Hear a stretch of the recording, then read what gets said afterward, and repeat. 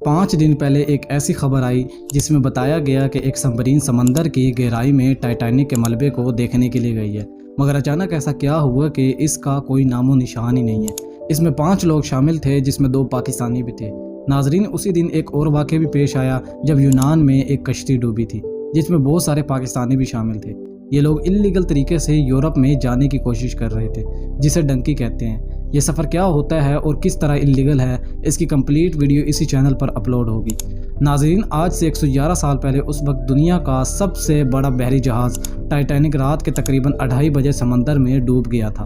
उस वक्त Titanic Canada के पास एंटार्क्टिक ओशन में मौजूद था। टाइटैनिक एक आइसबर्ग से टकराया और 2 हिस्सों में टूटकर समंदर की गहराई में चला गया, वो गहराई जो समंदर का आखिरी हिस्सा है।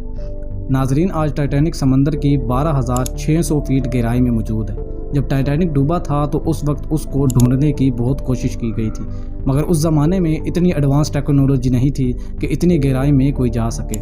इसके 73 ईयर्स के बाद यानी 1985 में टाइटैनिक का मलबा ढूंढ लिया। इसका मलबा अलग अलग हिस्सों में डिवाइडेड था। जैसे ये टूटा तो इसके बाद टाइटैनिक की तरफ कई एक्सपेडिशन गई। इसके बाद चीज़ें भी रिकवर की गई, यहाँ तक कि मुख्तलिफ कंपनीज टाइटैनिक की तरफ बहुत से पैसे और लोगों को लेकर जाने लगी। और आज का वाक़या भी कुछ इस तरह है। इस कंपनी का नाम ओशन गेट एक्सपीडिशन है। ये किसी आदमी को टाइटैनिक तक लेकर जाने के लिए $2.5 लाख चार्ज करते हैं, यानी 7 करोड़ रुपए। टाइटैनिक के मलबे तक पहुंचने और फिर वापस ऊपर आने तक 8 घंटे लगते हैं। इस एक्सपीडिशन में टाइटैनिक के मलबे के मुतालिक हर चीज़ डिटेल के साथ समझाई जाती है। नाजरीन, टाइटैनिक तक पहुँचने के लिए जिस सबमरीन का इस्तेमाल होता है इसका नाम टाइटन है। ये सबमरीन बहुत ही छोटी और तंग होती है, जिसमें सिर्फ 5 लोग आ सकते हैं।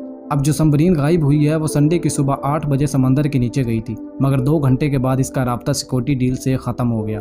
फिर सबमरीन वापस ऊपर नहीं आई तो इसकी तलाश में टीम को ओशन में भेज दिया। इसमें मसला सिर्फ ऑक्सीजन का होता है। सर्च टीम का कहना है कि इनको समंदर से आवाज़ें आ रही थी, जैसे कोई ज़ोर ज़ोर से किसी चीज़ को मार रहा हो। ये आवाज़ें किस चीज़ की है ये कोई नहीं जानता और अभी तक इस सबमरीन का कोई पता नहीं।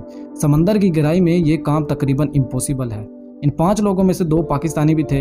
इनमें से एक ओशन कंपनी का CEO यानी स्टॉकटन रश था और इनमें से एक फ्रेंच कमांडर पॉल हेनरी भी इस सबमरीन में मौजूद था और तीसरा आदमी एक ब्रिटिश बिजनेसमैन था। और बाकी के 2 लोग शहजादा दाऊद और इसका बेटा सुलेमान दाऊद शामिल थे। शहजादा दाऊद पाकिस्तान के अमीर तरीन लोगों में शामिल है और ये एंग्रो कॉरपोरेशन के चेयरमैन भी हैं।